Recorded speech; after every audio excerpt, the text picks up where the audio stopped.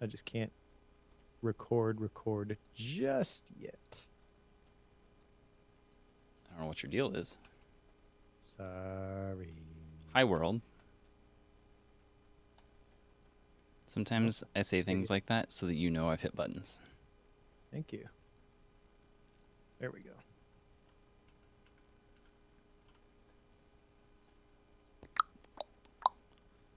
Okay. Hey, Blake's here. Sup, Blake?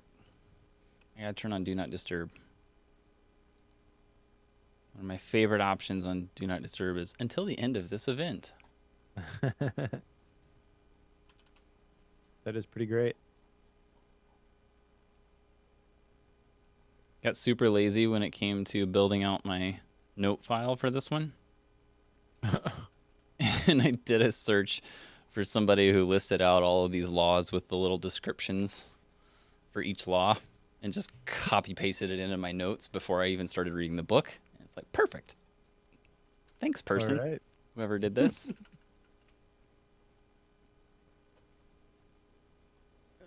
Okay. My node got rid of the toolbar element where you can adjust the zoom. Hi, Carol. I'm glad you found us and that yesterday wasn't, throwing everybody off too much. Because it occurred to me when you sent that tweet to me saying, hey, what's with Bookworm? And I realized, Mike and I talked about this, but we never actually said anything. Sorry. Publicly, but there was a snowstorm coming through yesterday, and I knew it on Wednesday. And I texted Mike and said, hey, there's a snowstorm coming through tomorrow. I have to be at the office in order to record, and just to keep everything safe, I need you to be aware that this could be a problem. He said, do you want to move it to Friday just because? Like, sure. So here we are on Friday. It's paraphrasing, of course. Needed time to finish reading the book. Number one, hi, Martin. Number two, maybe. That was actually done on Wednesday. Okay. Yep. No, Tuesday night. When did we talk? Tuesday night, right? Finished it that evening. Wednesday night? Is that what you're saying? You finished it Wednesday night? I think I finished it Tuesday night. Because I've been reading another book, which I never thought I'd be able to do. When I first picked this one up, but yeah. No, I finished on Wednesday night, was planning to put outline together Thursday morning, but I decided to wait on that because I realized that I have thoughts about this book that I wanted to just kind of marinate for a day, given how big it is. And yeah, I'm glad that I did that.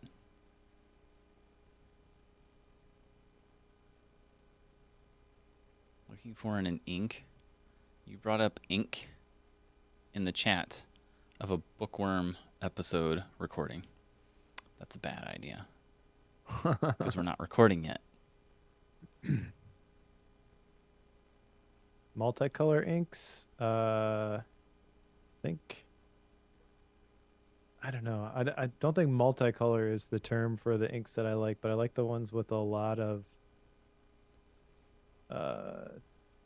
shading. Shading? Is that the term? Sheen? I don't know. Oh, where it like is lighter and then gets darker? You can see the edges basically. If you were to do a swab. Yeah. Maybe I forget the name for it. I don't know. I've always thought of it as like it's not a shimmering because that's a specific like with glitter specks in it and such, but it's not too far from that. Right. Okay, I think I finally got all my stuff together, so we can probably hit the button whenever. This thing is That's huge. Insane. Seriously, it's ginormous. I've kind of always wanted to do that on camera. It's a good one to do it with. It is. Um, yes, Writer's Blood is a good one. I don't know how to describe that one. I like that one too. It's And then the red. other ones I like in that vein are I really like Fire on Fire because I really like orange, and that one has like lighter orange, but then the dark orange edges. And then related to that is Fire on Ice, I think by again by Robert Oster, and Oster? I guess Oster. maybe that I think it's Oster, but I don't know that. Okay. I've always heard Oster. That's why I'm asking.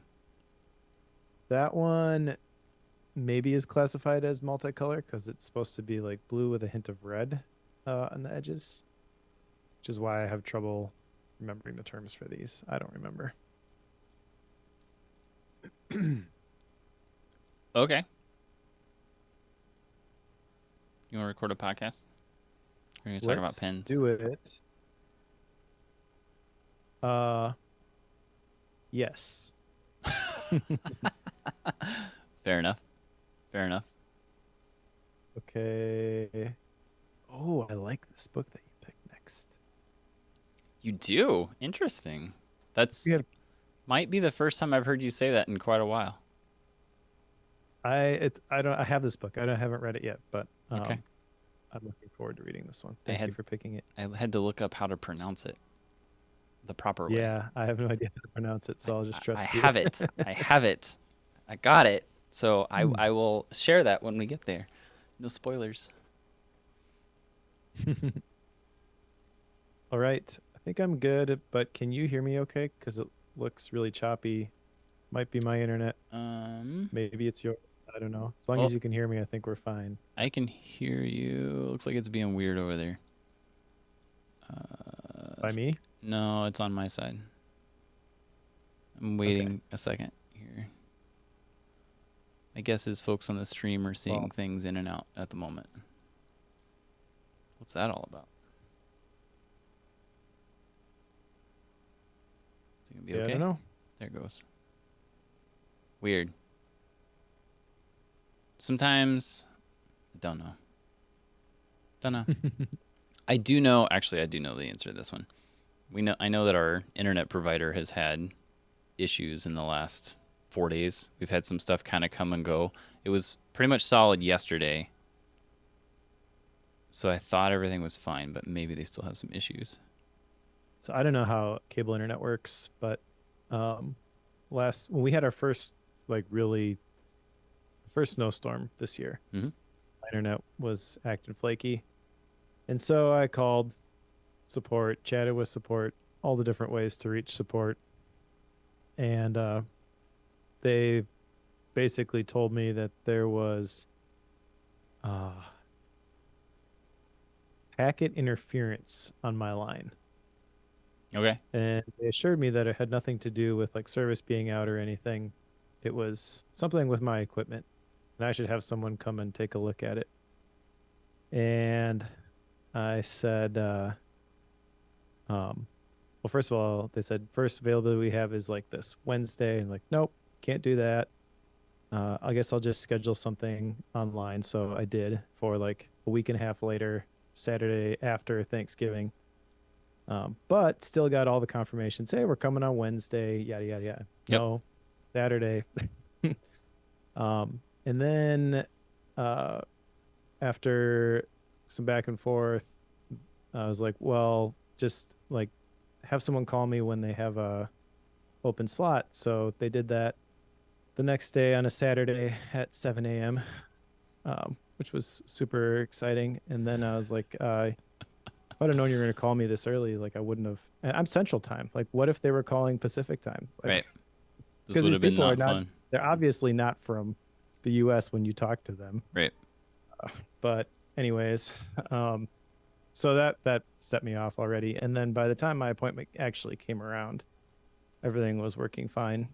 And then the day of the appointment, they have an hour window that they're gonna show up in, right? So we come back from Thanksgiving on Saturday, so I can be there for our appointment at 5 p.m. or whatever it is, 5 to 6. Mm-hmm. And I get here and 6 o'clock, and they're not here. 6:15. they're not here. Your tech is running late, but the like tracking thing for the van wasn't working. Yep. So about 6:30, I canceled the appointment, drove to meet somebody because we were supposed to meet somewhere at 6. And then on my way out of our neighborhood, I see the van pulling up. Yep. Packet interference. Yeah, It's a lot of things that can cause that. which it all got sorted out by the time that they were actually supposed to come, which I kind of knew was going to happen. But they're like, no, no, no, no, there's something wrong with your equipment. They have to come out. Okay. Usually what it means, like whenever I've run into that, it typically means that there's something in your house that's like pegging something. Like it's basically trying to do a speed test the whole time. And it's causing so much like internal bandwidth problems that it's packet interference, slowing things down because the lines are full basically. That's usually what I've run into, but I don't typically go that deep on that type of thing. I tend to be of the mindset it's like, okay, if that's not operating at the speed it should, and that little bit of interference is all it takes to be an issue, I need to massively upgrade something in the chain. Like Sure. that's generally what my answer is to that.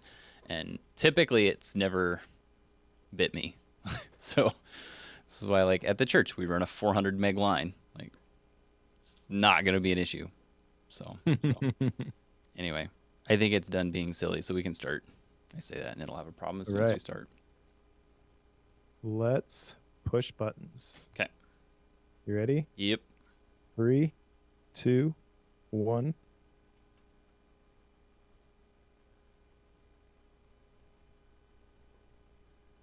Are you excited about learning how to be powerful, Mike? No, Okay. honestly. It's totally fair. Totally fair. I am hesitant to discuss this book. Yeah. Yep. I will say that after I read the preface to this book, I understand why there is such division around this particular book and why there's like competing sides and a lot of conflict around it. So Sure. I'm like super excited to cover this with you. For probably a lot of the same reasons that you are not excited to cover this one with me. Sure. Just the way it goes. So I think it'll be fun. But before we do that, The we have to. entire time I was reading this one, I had the scene from Pinky and the Brain playing in my head. Yes. What are we gonna do tomorrow night, Brian? Yep. Same thing we do every night. Try to take over the world. Yep. Yep. So this'll be interesting because you're not wrong on that at all. It will be entertaining to say the least. So we got some follow up here. You have the focus course as number 1 on this list. Yeah, this isn't actually follow up, but I do want to announce to all the Bookworm listeners that I will be part of the Focus Course Academy that's going to be coming out in January. The January cohort, I will be presenting one of the workshops on PKM. So the Focus Course is run by my friend Sean Blanc. I've worked with Blanc Media for a long time. Sean told me at one point that I was the first person to actually buy the Focus Course back in the day. I didn't know that. Good job. Yeah. It's a great course, and it says it's exactly what it says on the tin. So if you feel like you've always wanted to check out the Focus Course but you haven't yet, this January cohort would be a great time to do it because I will be a part of it. I don't know who the other speakers are, but there's a couple other workshops that'll be a part of it as well. And the URL you can go to for this, which I think it opens up after we record, but before this releases, it'll be just thefocuscourse.com, and it'll show the Focus Academy once it's ready to go. But yeah, it's 4 weeks long, and it's a lot of fun. I've been a part of these as a member of the Blanc Media team. Now I get to participate as a workshop leader, I guess. And if anyone wants to go through it with me, that'd be cool. Yeah, there you go. Super exciting. Good job. Do good. Some other follow up here. I've got 3 items on my list, and I made progress on all of them. attempted one of them twice that I said I was going to do once. That one was scheduled my week ahead of time. So the idea here is to think about the week coming up and then plan out when certain tasks are going to happen. And I did this. It took a lot longer than I thought it would. So I did it on week 1. And by day 2, so on Tuesday, it had completely fallen apart. And then the entire week needed redone. And some of that was out of my control. Some of it was definitely my fault. I will absolutely take credit for some of it. Basically, what had happened is, we're end of year, so like we're neck deep in all the budgeting stuff for next year. And with tech, it tends to like flirt with all the other departments, it seems like. So you end up in a situation where I'm pulled into a lot of things and they don't necessarily know that they need me there until, last minute and we're in the middle of the meeting. So getting pulled into those meant that I had multiple hours that were yanked from my days that I absolutely was not planning for. So the fact that I had that happen told me that there's a lot more flexibility in my schedule day to day that I don't have.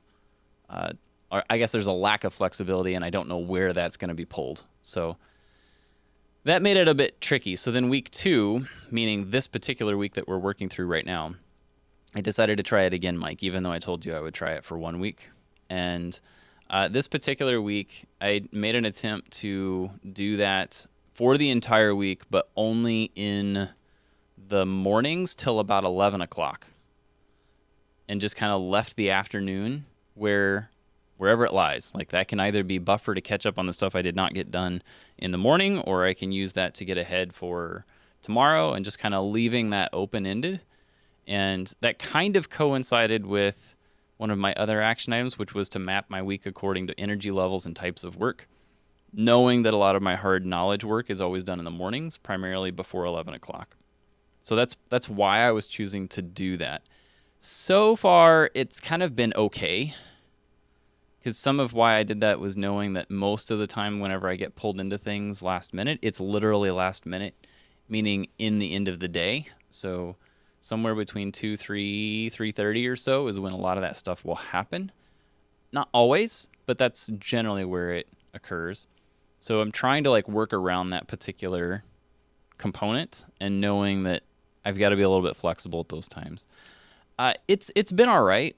It's been interesting to see what the ramifications of trying to plan your week ahead of time are and how difficult that is.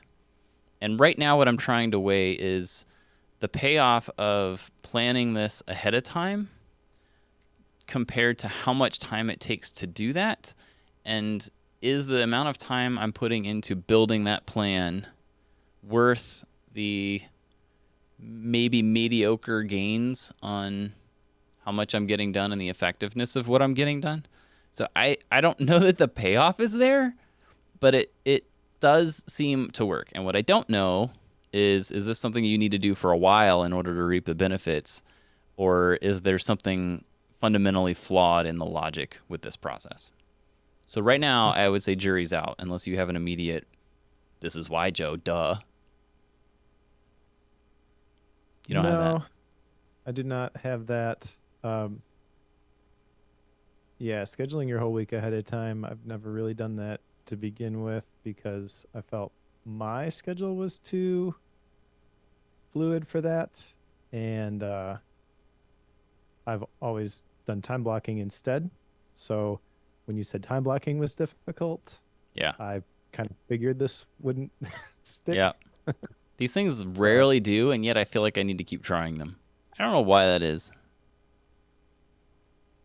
Seems like the thing I should do. Everybody tells me I should be doing it. But every time I try everything I possibly can to make it work, it never works. I don't know if that's just a factor of my job or my brain. I don't know which one it is. Probably an 80-20 here for everybody, but specifically for you, I think that's where time blocking kind of was it for me. I know other people who do plan their entire week ahead of time, but I don't know exactly. I don't expect that part of it to really stick. But there's probably a version of this that clicks for you if you want to still explore it. I don't blame you if you decide heck with it though. At some point, I'm just like, I need to stop trying. I am learning that I can pretty much nail down what tomorrow morning is going to look like. But if I try to nail down what tomorrow afternoon looks like and pick whatever day of the week you want, I don't really have a clean answer on what tomorrow afternoon is going to look like. And I sure don't know what the following day's morning is going to look like. Not cleanly. So Mm-hmm. I'm only ever about one day out of being able to make those types of plans. And I think that is primarily just the nature of how fast paced things are with both my thinking and with the job that I hold. So between those two, I think it just makes it extremely difficult. Yeah. Knowing tomorrow morning may be good enough. Correct. Yeah. Yep. Get the two or three things I know I absolutely have to get done that are super, high importance. Get those done and then try not to worry about the rest. That seems to be the cleanest way I can come at it, despite people telling me you need a time block. You need to, plan your things ahead of time. You need to blah, blah, blah, blah, blah, blah, blah. Don't do it. That's what I'm learning. Don't do it. Well, I still am going to advocate for time blocking, but that's just me. What about these 8 week cycles? Maybe that's Started. the Yeah. okay. So So, this could be the sweet spot here, by the way, is like the 8 week cycles instead of the week, but then the time blocking, so you have like the long view and the short view. right, right. So I started this planning process for putting together basically 6 weeks of work, right? So then I've got a week of buffer and then a week to plan the next 8 week cycle. So I've been working through what the first 6 weeks of 2023 is going to look like specifically at work. I feel like that's the place I need to start with this. That's the cleanest area I can start on this. Going outside of that, I think it's going to get to be too much too fast. So trying to nail down what the first 6 weeks of January into February is going to look like for 2023 as far as work I'm doing with my assistant and with some of the volunteers here at the church. So knowing that process and working through it and seeing what projects are going to be on the front burner for that seems to be a good planning process at the moment. So again, jury's out, won't know until sometime in February how that goes, but that particular planning process is proving quite fruitful so far. Nice.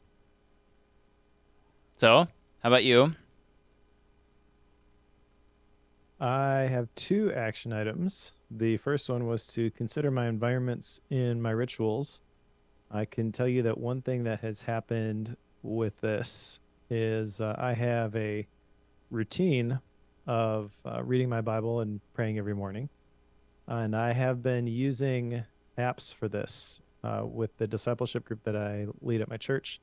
There's a app called Echo that we use for like a group prayer request thing, which is kind of cool because when you're done, it can send notifications to people, be like, "Hey, so and so prayed for you," which is kind of fun to get.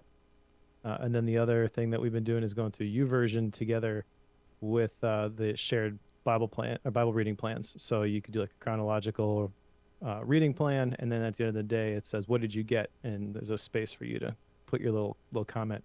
And it's kind of cool to see, like as you're reading it together, what people are getting. However, I don't like grabbing my phone first thing in the morning. Yep. I wondered how that was going to go. So yeah, it is. It is. This year, I am committing to changing the way that I do my morning Bible reading specifically, because that's the thing that I usually do right away in the morning, and I'm gonna do it analog. I've already talked to my guys, and they're gonna do it too. That I recognize that even if I am able to, which probably there's like a 75% success rate, like grab my phone and go directly to the thing that I was going to do with it. uh, but still, there's the possibility there, and it just changes everything, even having that as a option in the morning, I feel. So that's one thing that has changed from this.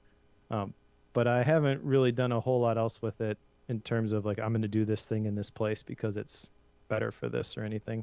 If I'm going to do anything with any amount of privacy or quiet, it has to be in my office. Yep. Yep. I could try to be in the bedroom with the door closed, but that's not very successful. It's still upstairs by everybody. So the actual place that things happen, like that, I have limited options there.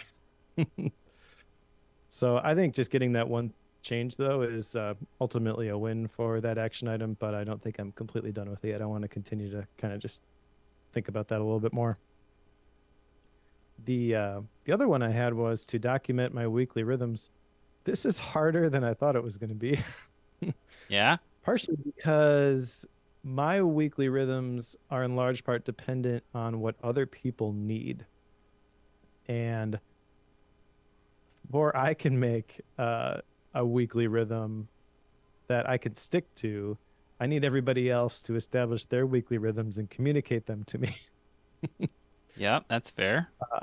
I don't know if or when that will ever happen. So I have identified a couple things. I've identified, well, let me just back up a little bit. So I want to get into a regular writing rhythm. I want to write every single day.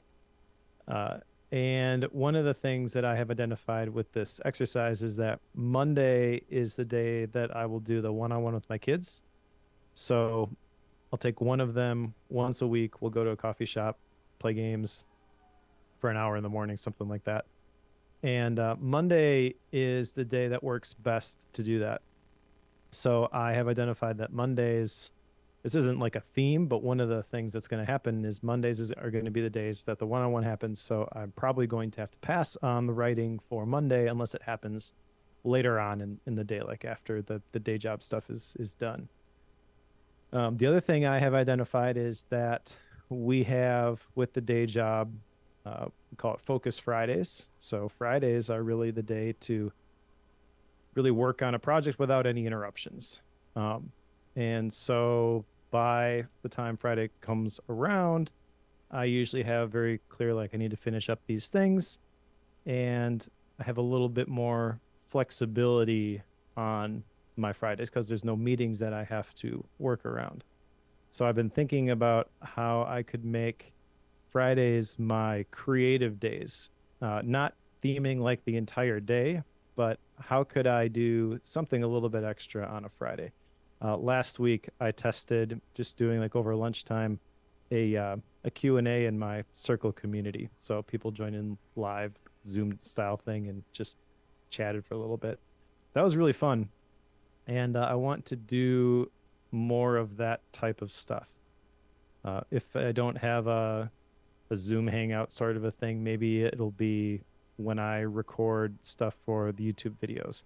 I have a lot of ideas that are percolating and I'm working on. So if I just have the space to regularly work on the videos, if I force myself to sit in the chair and actually record them, they don't take that long. Within an hour, I could get the raw footage done, and then it's up to me to delegate the next part of that because I'm still figuring out what is my brand, my vibe, all that kind of stuff, and then process that. So we'll make a process out of that so I can hand it off to somebody like Joshua or Toby to help me with some of the editing potentially. So yeah, that's kind of the thought process there. But other than that, haven't really identified a whole lot in terms of themes other than Tuesdays and Wednesdays seem to be all day meetings. You like meetings. Good job. I know they're your favorite. Don't like meetings, but they're necessary and they don't have to suck. They're getting better. They are getting better, so that tells me that currently they are not better. All right. Well, they're better than they used to be. We're still making progress, but Okay. yeah. I still remember the days when I would hop in my car at 5 till 6 in the morning, dial into my first meeting at 6 o'clock, and would be on the phone all day long until I hopped in the car to come home at somewhere around 4:15, and would be on a call until I made it home around 5, and then would sit in the garage with the car running. Well, maybe not necessarily with the car running, but would sit in the garage with my headset still on and finishing up my meeting at 5, and always wondering, it's like, why? I don't think I did anything today other than just listen to people or, correct some things. But we didn't actually decide anything. We didn't progress anything, but they're paying me pretty well to Yeah, that would do never this. fly. So That would never fly in one of my meetings. Yep. Yep. But that's just, I kind of look for people who are not paying attention, and then I just ask them, like, so what do you think? Yep. just to catch them, and they have to admit like I wasn't paying attention. But this is pre video call days. Like you could do that, but it was not. It was far from normal. It was always conference Sure. calls. That's what it was. So I kid you not, most of my day was spent on mute, walking laps around the building. That's what I did. Yep. So got my steps in a lot. So that's the way it goes. All right, let's jump into today's book, which is a national bestseller, despite some people's opinions of it. It's The 48 Laws of Power. This is by Robert Greene, and this is a monster of a book at, what did we decide, 409 pages? Is that what I have? Oh, I'm almost there. It's No, 430 430. There you go. Yeah.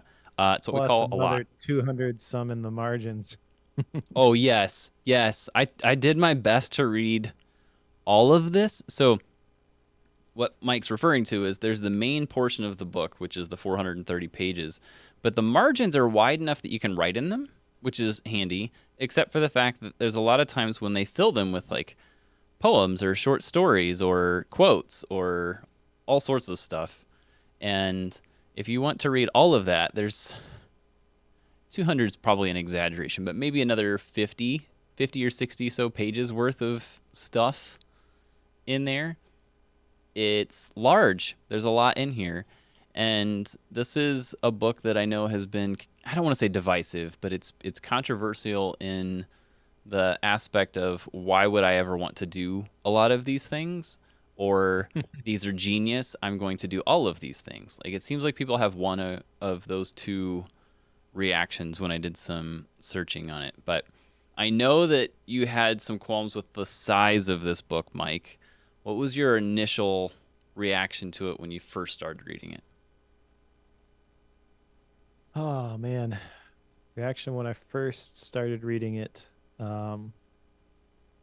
I was apprehensive. Uh, it starts, well, let's talk a little bit about the structure because there are no sections. It's just the 48 laws. Yep. So what I noticed is with the first law, the same format is kind of used throughout. There is the summary of the law right below the law and like a title page for that section. And then generally there's like the origin and historical examples of it in action, and then the keys to the law. And at the end, there is a quote about the authority of the law, an image that goes along with it, and then the reversal of the law when you can go against it, kind of, most of the time. And right out of the bat, like in the first law, there are these stories which I started to document in my mind map.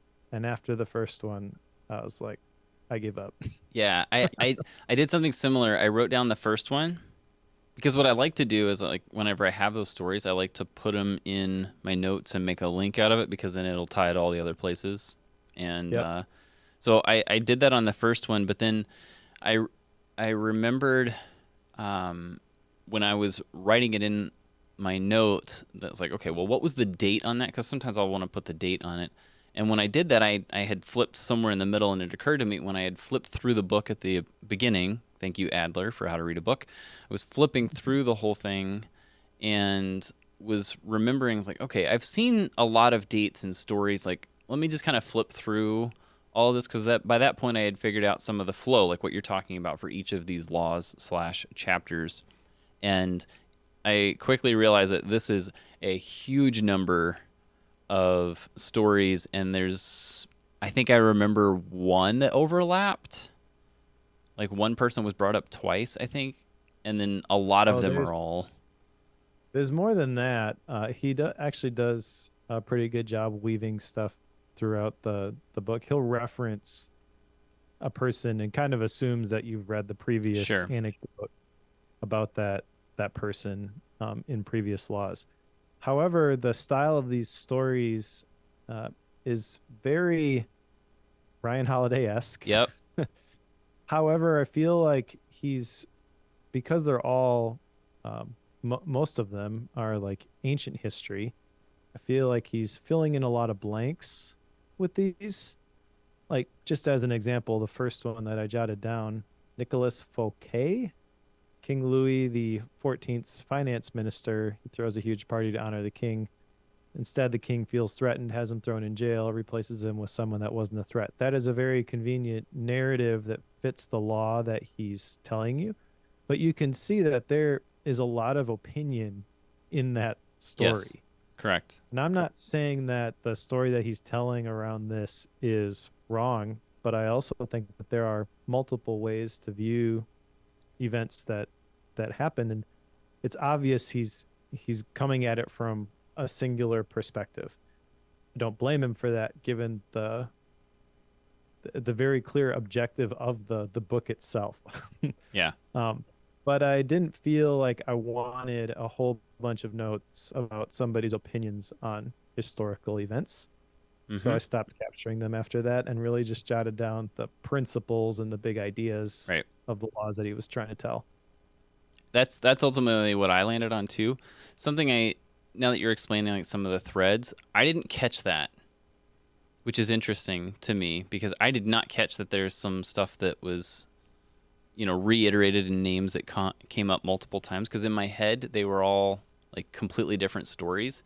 Some of that just might be that there's a lot of and don't take this wrong, there's a lot of foreign names that I don't resonate with. Like if you say Mike or John or Matthew, like I can generally keep those apart.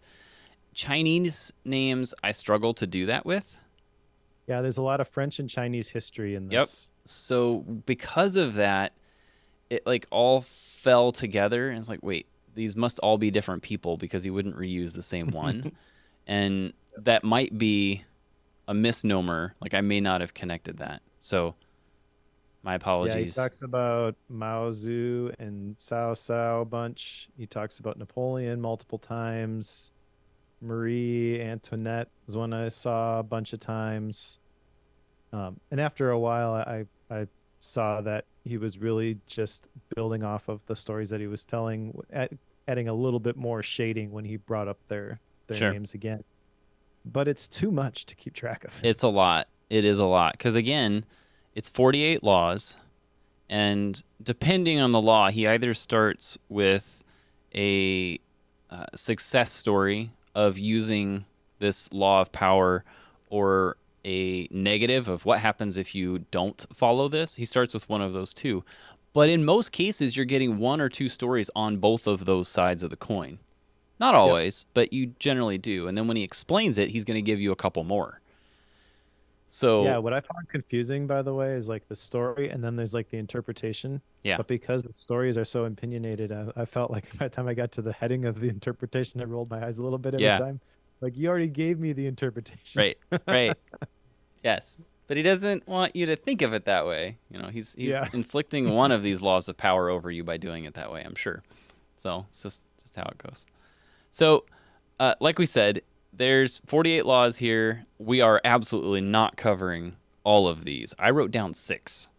And we can go through those. If you want to add to that, Mike, go ahead. But before we do that, I think we need to talk about the preface / introduction of this particular book because in this, he's kind of laying the groundwork for power itself. And these laws are basically power games. He kind of references that at the very beginning. Yeah. One thing I did note, well, I'll bring that up later.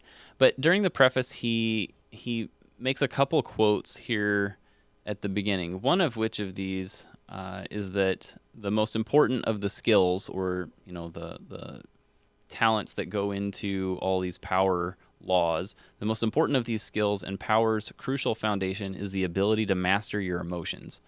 Now, as we talk about each of these different laws, at least the ones that we're going to cover, I think it's fairly important to remember that whatever you're doing, you have to have control over yourself in order to do any of this. I think at the moment I'll let aside whether or not you should do this. And I say that knowing that whenever I looked this book up to do some research on it, I found an interesting stat that this was one of the most requested books in prisons for prisoners to read. which is an interesting thing to stick in the back of your brain whenever we're going through this. But Well, anyway, let me defend that a little bit because I think the principles that he's teaching here, obviously just by the names, they're gonna rub you and me the wrong way, but I don't think it's necessarily good or bad. I think his approach, what he would like to do with the book, anyways, is have these principles be amoral.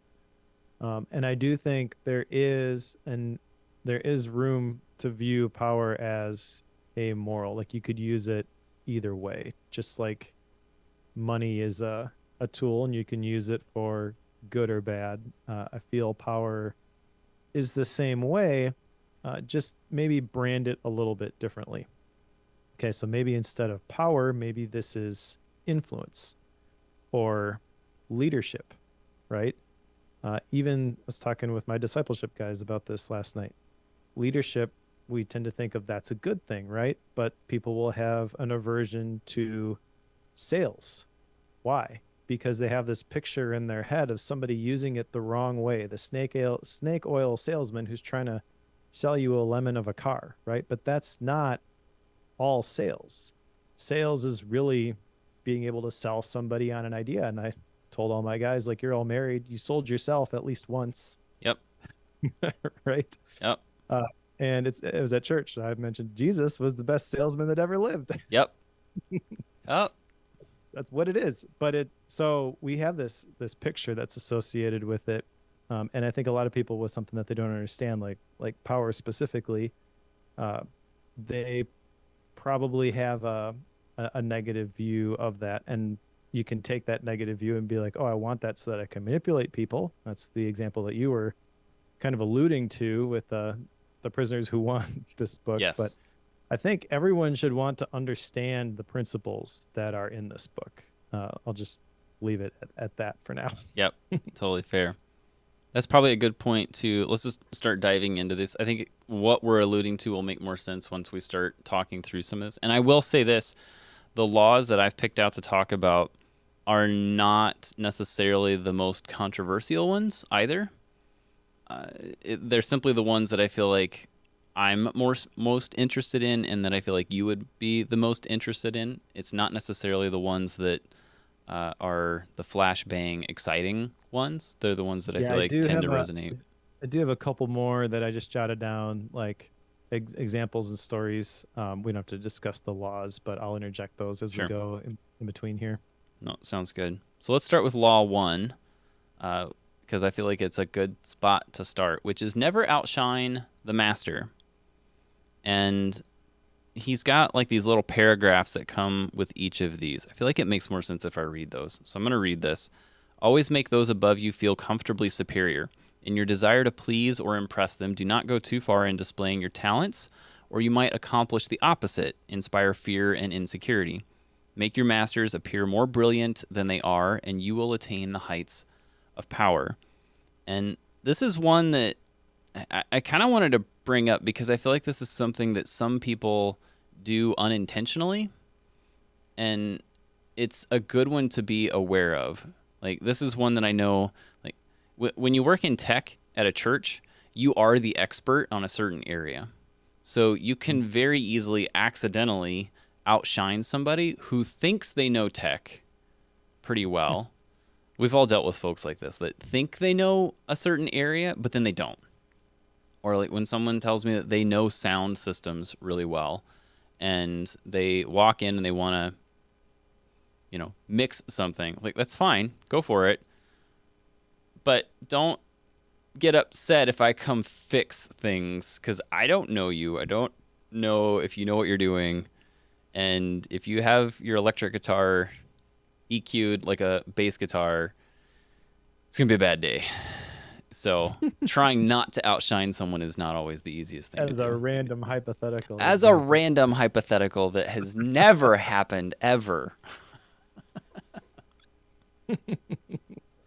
Yeah. So the big thing I think that you need to realize right from the beginning here again is that there are multiple ways to look at these things, and never outshine the master. Another way to say this, but this you could say this about a lot of these different laws is be self-aware, right? Don't make somebody else feel like an idiot. Yeah. Uh, and this is where, like, you use the church example. I think the church is one place where people maybe could benefit from understanding the other perspective here. So the way he so explicitly states this, like, never outshine the master, realize you can outshine the master simply by being yourself. Never imagine that because the master loves you, you can do anything that you want. The big thing I took away here, though, is that it's okay to let others outshine you. You don't have to say everything that you want to say. Even if it's true, you don't have to say it. And that's the thing about all of this stuff. You mentioned like the self control in the introduction. Essentially, all of these laws, strategies, if you want to use this as the manipulation handbook, right, is exercising. Because I'm sorry, I use that term because I've heard other people describe it that way. Yep. Um, so You're not necessarily wrong. yeah, that's So, the dark side of this, that people who have an issue with this book, that's how they describe it, right? Because they see how other people have applied this stuff for manipulative purposes, and yeah, you can totally see how that would work because it's all based on how humans are wired. Um, but the big thing that, if you're going to take that approach, all of these laws are simply exercising self-control long enough to get what you want. That doesn't have to be manipulative, though. You can apply these laws, I think, to get what you want in a way that doesn't necessarily mean that it hurts the other person or they don't get what they want. I think there's win-wins here. However, it's not really told that way because almost every one of these laws is like, this person did this, and then they got power, and then they killed the other guy. yep. And then that became a repeating pattern, and then somebody finally had to break it. There's those patterns that happen a lot, right? But Yep. this is also, I think, about like my corporate days when I was doing data analysis, and one of the things I would do is take a lot of the data and whatever results we had come up with and put them into slide decks for my superiors to then use in their presentations. And it was always a thing that did me a lot of good if I made those very flashy and very well done, because then it made my boss look like a genius, even though I know I did all the work. I got all the data put together. I ran the reports. I took it all and made it into a pretty slide deck, and then I handed it all off. And he goes and does the presentation with my 40 some hours worth of work and looks like a genius in the process. So if I can do that and he looks good, then he's excited and wants to keep me around because I make him look good. So if I don't ever try to outperform him or try to say, well, I'll present it, like, no, that's not the point. So now This I is don't an really do that interesting today, but one for This is an interesting one for me because my official title in the day job is a second in command.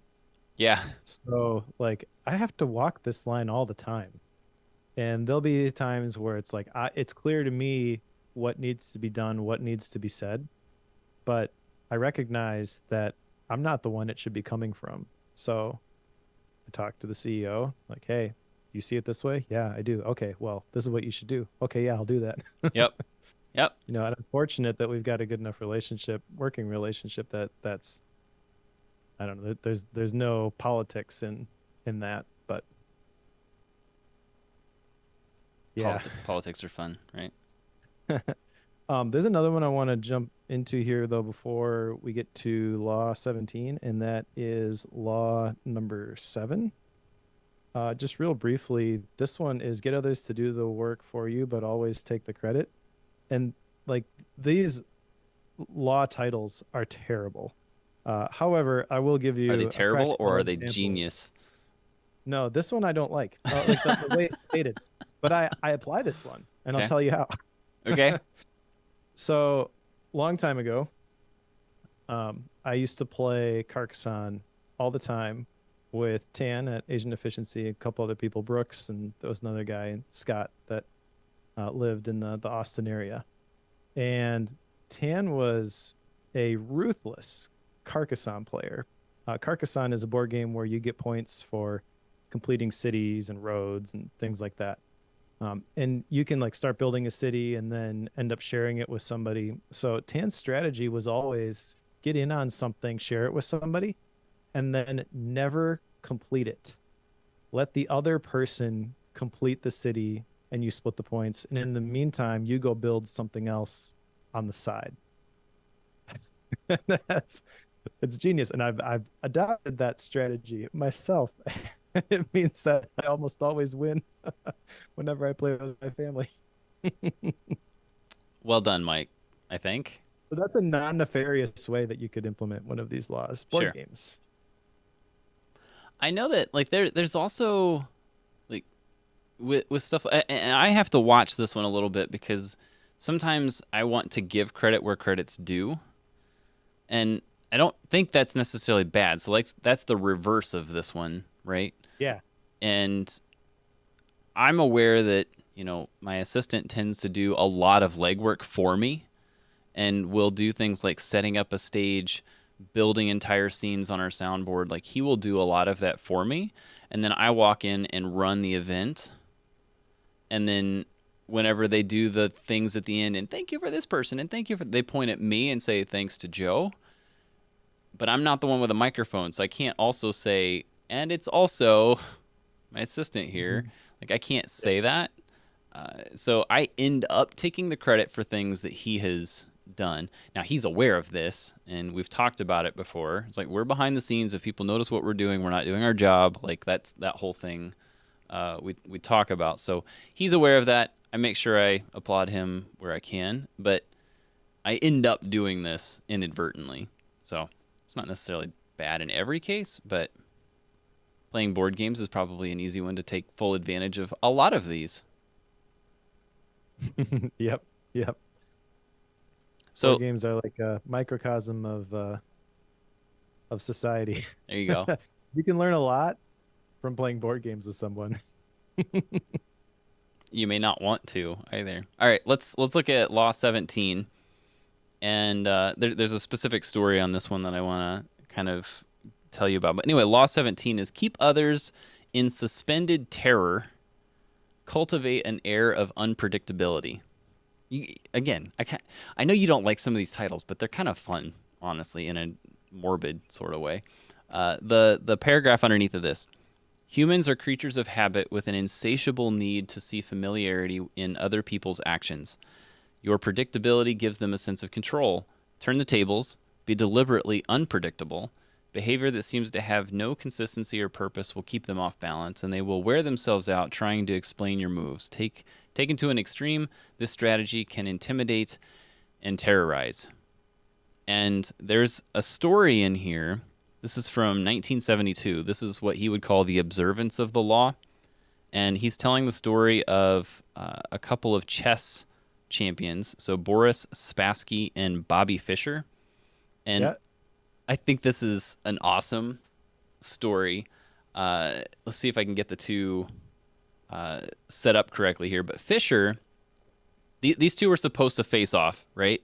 And this is the World Championship of Chess that they're talking about. So they're supposed to face off against each other. Fischer is like not showing up. He's late. He's not responding to things. He's just being unresponsive, which is very out of character for him. Spassky is being very impatient, cannot wait to start this, and is becoming very anxious about it. There's a big to-do about it. Eventually, Fischer does show up and then shows up late to the actual event itself. Spassky's like, come on. So then they finally, after a bunch of to-do... Yeah, he almost gets disqualified. So he shows up last minute, and they do the first match, and Fischer loses because he makes some weird off-the-wall move that he can't recover from, which is, again, completely out of character for him.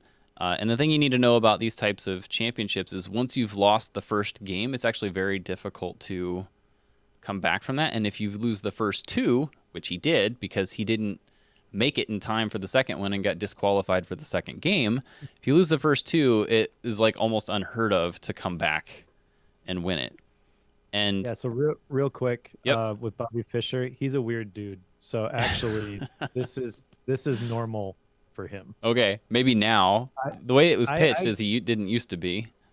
yeah. So I guess I'm adding maybe some more context here to the story because I grew up playing chess, Yeah, played in like the tournaments. I had the ELO ranking and all that. I was never like grandmaster. I was not going to compete in any of these yeah, tournaments. But Bobby Fischer was popular when he had just written a book when I was in middle school and high school.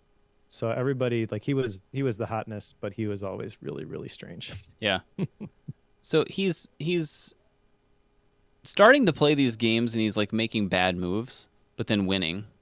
And he does this whole throw him off thing to Spassky so much that Spassky starts like going nuts, thinks that Fischer is hypnotizing him, thinks there's something in the chairs or in the food, like thinks that they're like playing mind games with him.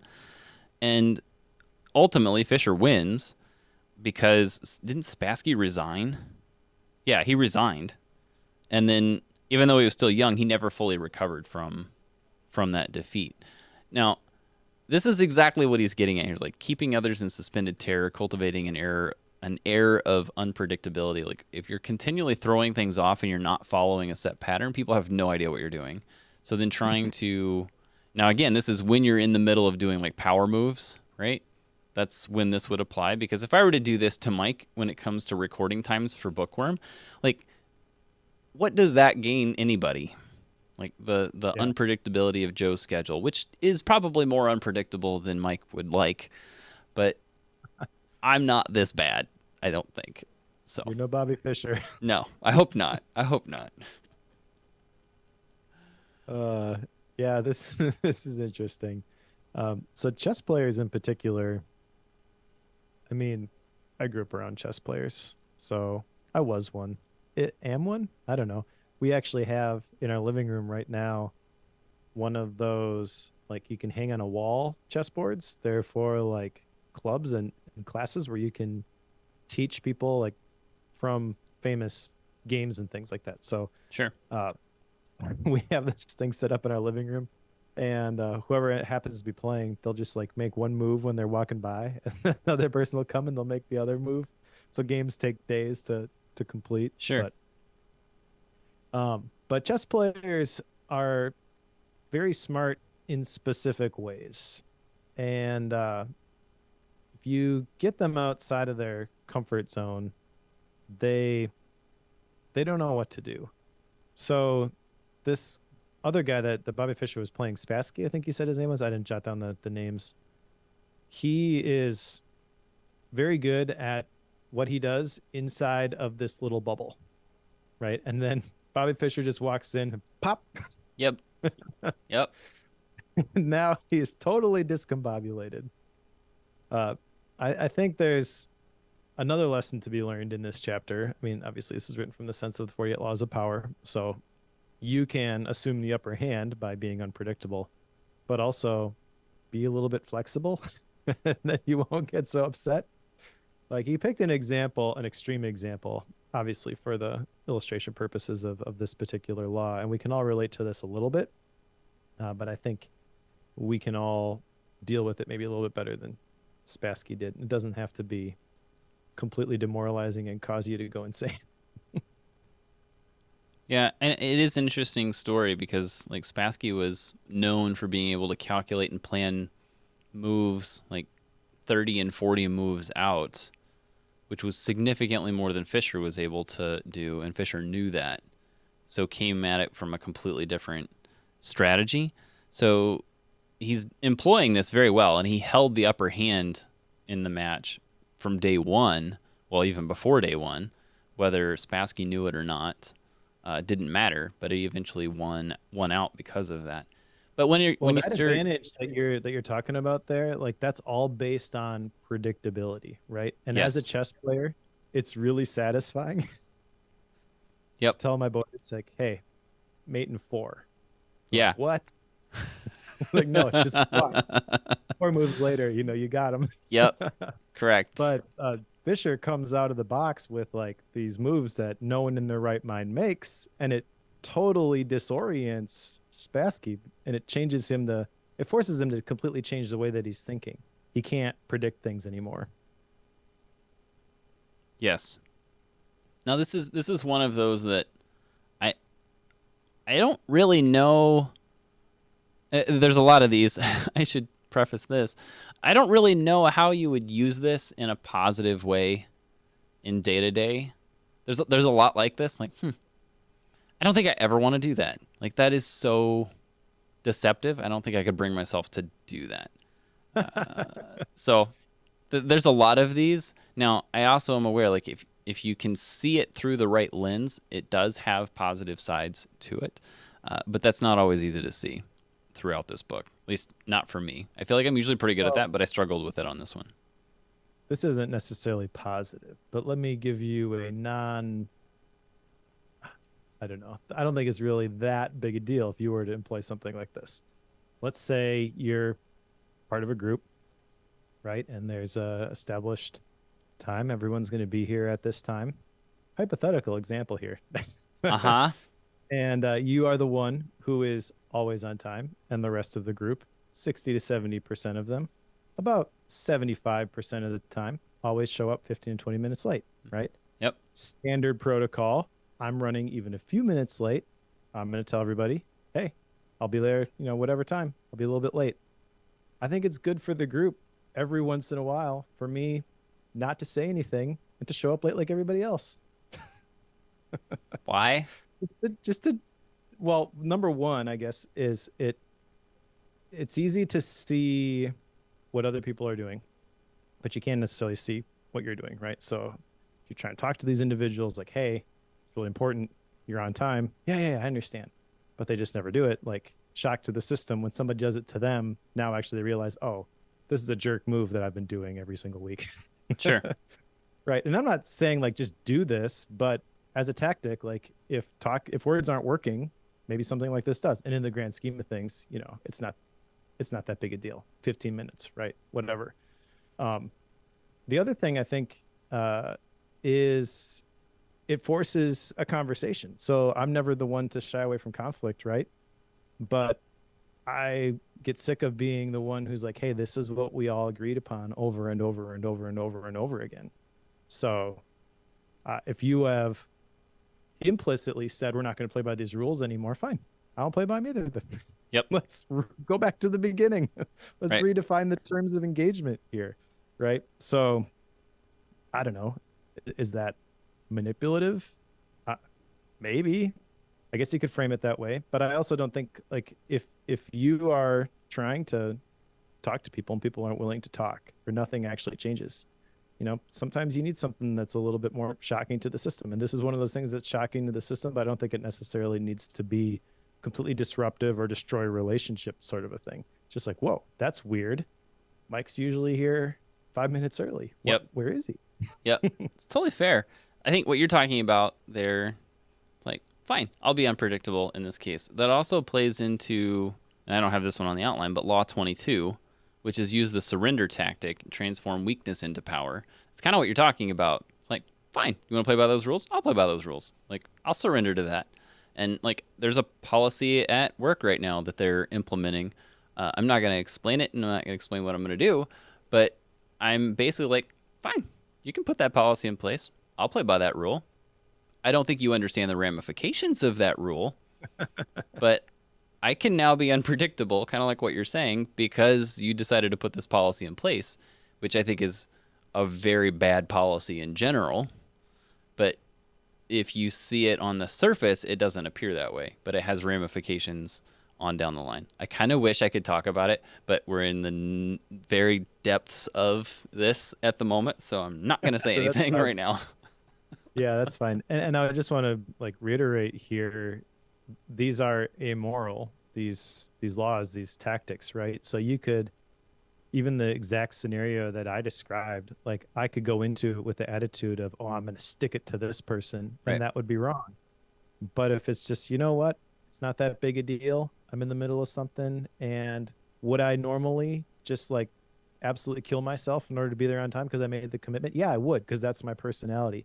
But I might decide, it's really not that important, as evidenced by other people's behaviors. Right. So Right.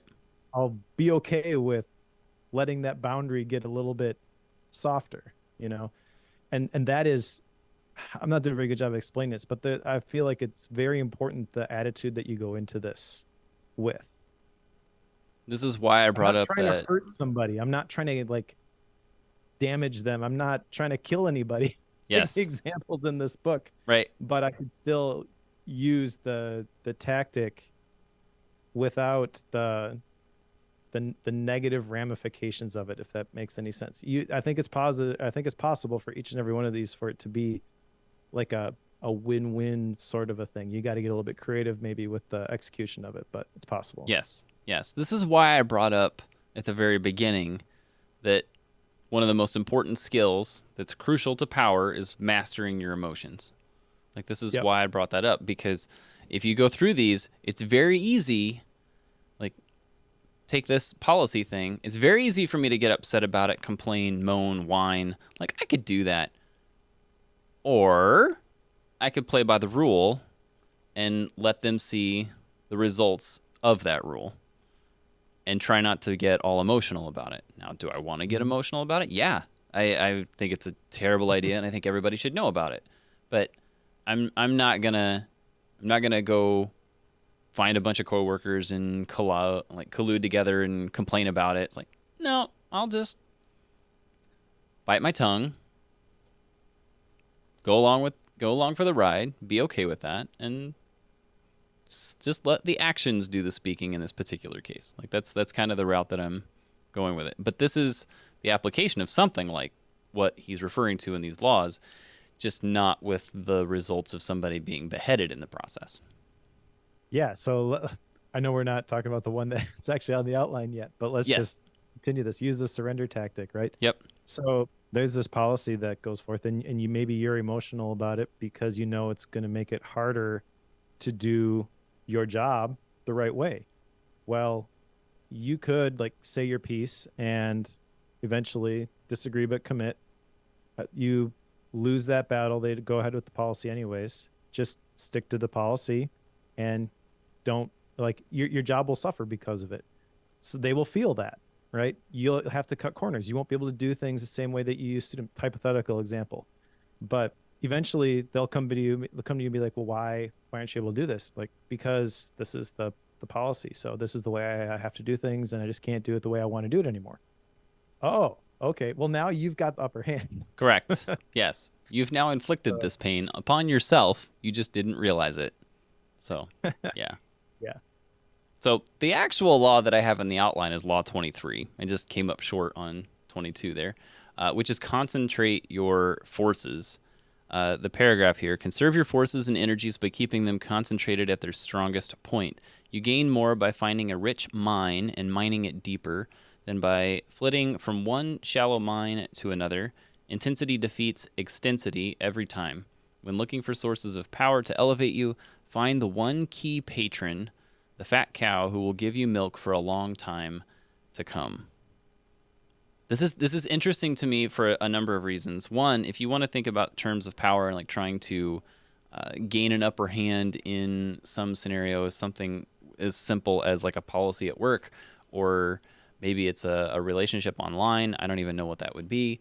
But if you're thinking about these things, it pays, if you follow this thought process, it pays to think about it long enough to decide what is the one place that would have the full impact and have the ability to carry me in perpetuity without having to spread myself thin. And can I focus all of my energy on that one place? That's essentially what he's getting at here. And he's not wrong in that, because I can think of all sorts of times whenever I've spread myself too thin and ended up with myself spread too thin and got nowhere, when I would be better off focusing on one direction and coming out at the other end with some form of success instead of a whole bunch of failures, littering the field behind me. So I think this is a good one to keep in mind, but it's also one that, like if you redirect what he's getting at, it's not necessarily it doesn't have to necessarily mean, power plays, but it can be applied elsewhere. Yeah. So when I read this one, I thought of online writing, to be honest. Okay. Yeah. So we mentioned before the call, I've been following the Ship 30 for 30 stuff for a while, and I understand why maybe those guys, their personalities rub people the wrong way, but the stuff that they talk about is really good. One of the courses that they have inside their captain's table thing is become known for a niche that you own, and it's all about becoming like super, super specific. And really, all of the different webinars and things that they do, they just walk people through like get more specific, get more specific. Okay, so now you've got your niche, and now you can generate ideas that you want to write about or create content about. And one of the mistakes that everybody makes, and I've done this myself, is they try to get too broad. And one of the reasons that you would get too broad is because you see somebody else who is doing something in a specific area and you say, I want to be like that person. And productivity is the easy one. Who would you say is the productivity guy? If you had to pick one person on the internet. If I had to pick one person on the internet, everybody that's alive today, who's the productivity guy?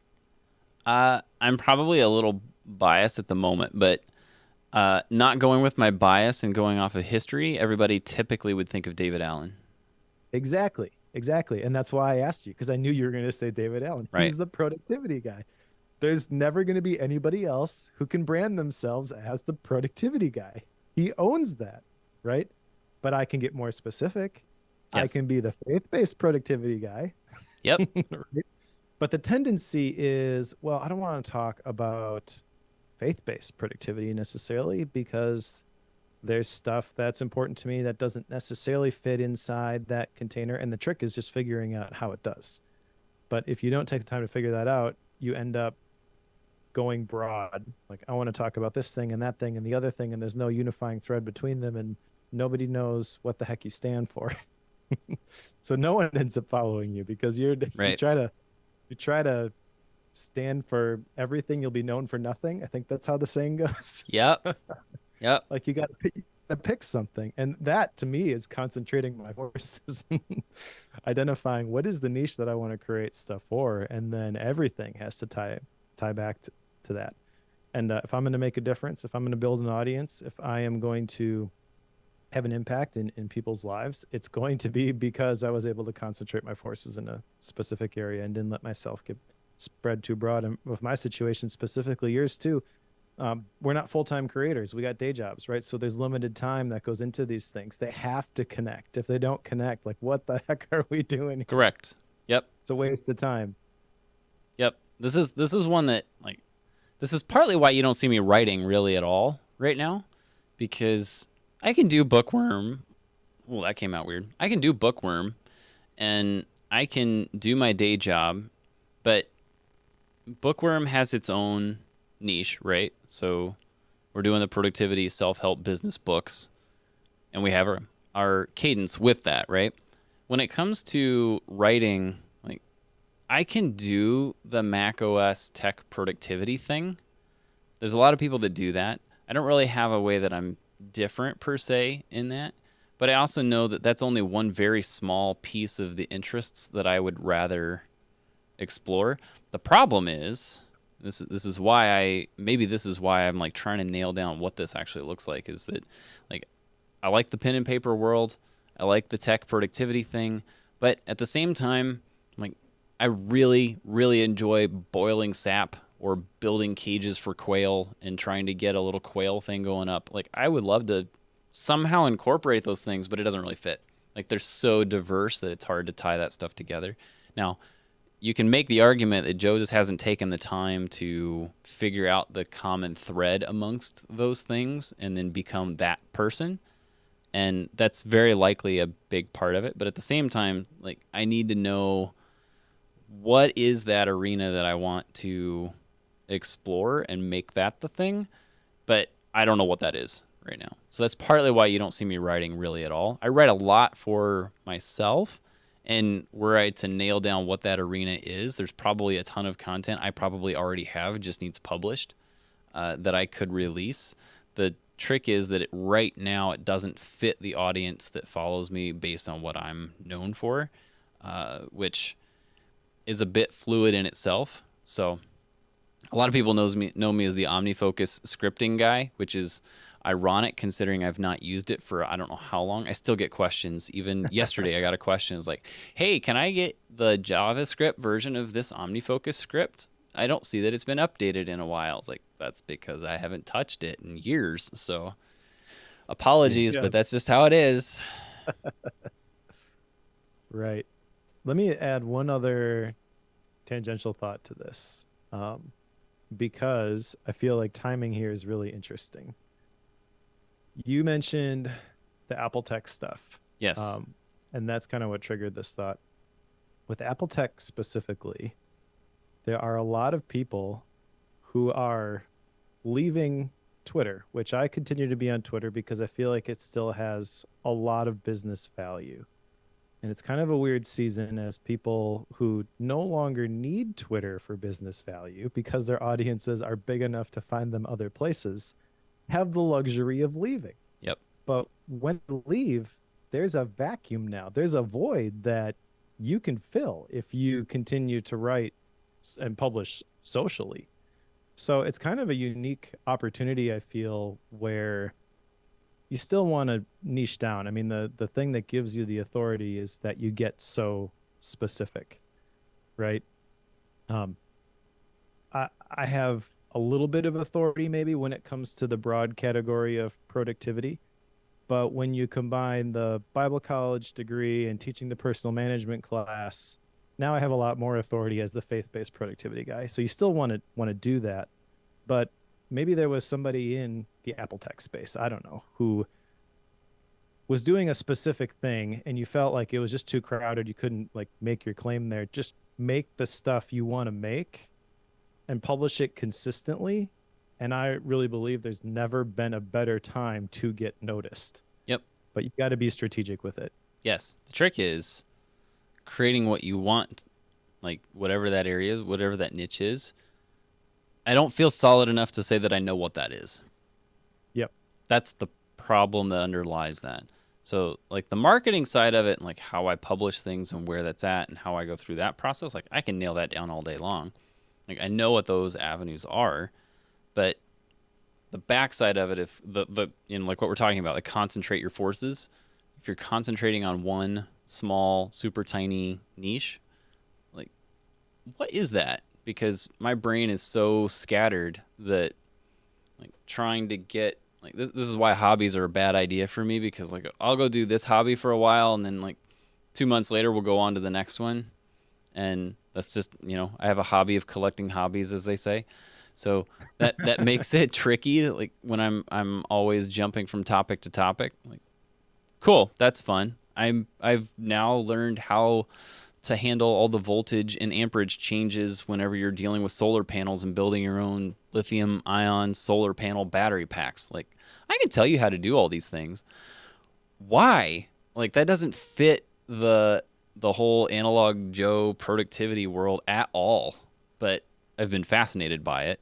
So that's what I've spent my time on whenever I'm researching things. But that has nothing to do with really anything that pertains to Bookworm or stuff I've done. So whenever I have those seasons, the question is, well, then how do you find the common thread that underlies all that and focus on that? And I don't think I'm in a good spot right now to be able to nail that down.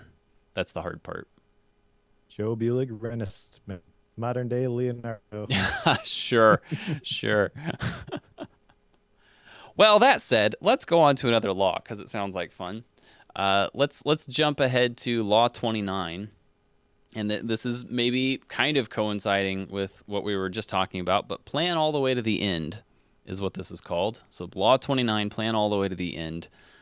Here's the paragraph underneath of that. The ending is everything. Plan all the way to it, taking into account all the possible consequences, obstacles, and twists of fortune that might reverse your hard work and give the glory to others. By planning to the end, you will not be overwhelmed by circumstances and you will know when to stop. gently guide fortune, and help determine the future by thinking far ahead. And this particular law, I feel like actually should be either towards the beginning or towards the end of the book. I'm not sure which one, probably at the end, because in every single one of these laws, I think it's every single one, there's always the predicated notion that the person enacting the law knows what they're after, and like on a high level view, like everybody already knows the goal that they're trying to accomplish. Like when you're hearing about one of the ministers underneath of Napoleon, he had a mission that he was working on for years, and he had this goal that he was headed towards, and he didn't necessarily have the whole thing planned out to the end, but he did know, what the ultimate mission is. Maybe that comes up because we're here at the end of the year, and I know that a lot of people are thinking about mission and goals and stuff whenever January starts rolling around. So maybe that's why that jumps ahead to me. But just the concept of planning all the way in, that has a couple things that are required. Like if you're going to plan all the way in, number one, you need to know what you're shooting for. Like what is that goal? What is the ending that you're wanting to have accomplished? And two, you also have to have the ability to work yourself to that, I guess, is the way to put that. So if you're wanting to be a pro basketball player and join the NBA, like you have to have the ability to do that first. Like you can't just say, I'm going to go play in the NBA. If I said that right now, everybody should like join forces and make sure that I don't do that, because it's a huge waste of time. Like don't do that. But all of this is dependent on knowing what the end should be, like what the outcome should be, and then working your way towards that. That's what building that plan all the way to the end is about. I don't like this law. Goals are dumb.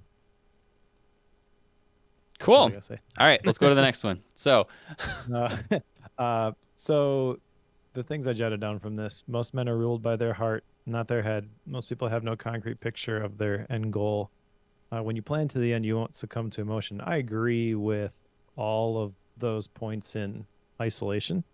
And he does use a lot of different stories of specific people who had specific goals for a really long time and all the things that they did in order to make that goal come to fruition. But when I read those, it reminded me of like winning the interviewing the winning team in the Super Bowl or the NBA championship. It's like, did you think that you were going to hear? Oh yeah, we knew because we had a goal. they all had the same goal, So but did yeah. everybody else. So this is fine. You can talk about this principle. Again, I think it's dangerous to talk about goals this way because it's not the thing that creates the success. Now, this book is interesting because these are essentially all different tactics that it's up to you to figure out when is the right time to use these different tactics. So there's an area of nuance that is often missed when it comes to setting goals, I feel, is like sometimes maybe the goal is the right thing in the right situation, but not all the time. And most of the time, I'm going to argue that habits and routines are going to be better than goals. There's going to be reversals for all of these laws. Well, most of these laws, Yep. actually. So I guess like in this context, it's actually kind of cool because I feel like this is different than most of the other times that we hear goals talked about, because it's essentially like one of the 48 different strategies that you could be using. But again, the way that he describes it and the way that you just described it, there's a bias associated with this. I forget which one this is. It's maybe a confirmation bias. Because somebody did this and they were successful, then I should do the same thing. I would caution people not necessarily. I do think if you were to plan all the way to the end, like he's describing here, I can think of a lot of scenarios where that would actually be really frustrating and maybe do more harm than good. So I just want to call that out. I mean, it doesn't necessarily mean that this is the wrong strategy. However, you got to know a lot more about the situation before you can assume that it is the right one. I think you made an important observation here in that there's 48 laws, That does not mean you're using all of them at the same time. It would These be are, impossible. Some of them are contradictory. they are, they absolutely are. Used in the right ways, these can absolutely contradict each other. Now, that's why, some of the opinions I have about this book as a whole that I'll share later uh, are what they are. But ultimately, like, you're picking these depending on the situation. Like, and I know you used it kind of in jest, but the manipulator's manual that you're referring to, like, you could absolutely use this as a reference book to look back on. It's like, okay, here's a situation I'm dealing with, and I need to get to this end goal. Like, if I want to shoot towards that end goal, how do I get to that point? And I'm struggling to figure out how to do that. You could pull this out and, read through these laws and, like, yeah, that's what I need to try for this. Like, you could absolutely do that. I don't know that that's what I'm going to do, but Yeah. having read it, it's going to be hard to get some of this out of my brain, which is probably a good thing in some areas, but in others, not so much. So, anyway, One other book, which maybe if people are familiar with this, adds some context for how you might use something like the 48 Laws of Power, is this book by Derek Sivers, How to Live. The subtitle is 27 Conflicting Answers and One Weird Conclusion. So this book explicitly is like, do this. And then the next chapter is do the opposite thing. And so it's written in a way that you can't just try to do all of the things. You have to think yeah, about yeah, when to implement them. And I love that style. It's classic Derek Sivers, so it's really really good. But I feel like you kind of got to take the same approach with the 48 Laws of Power, even though it's not explicitly stated that way in this one.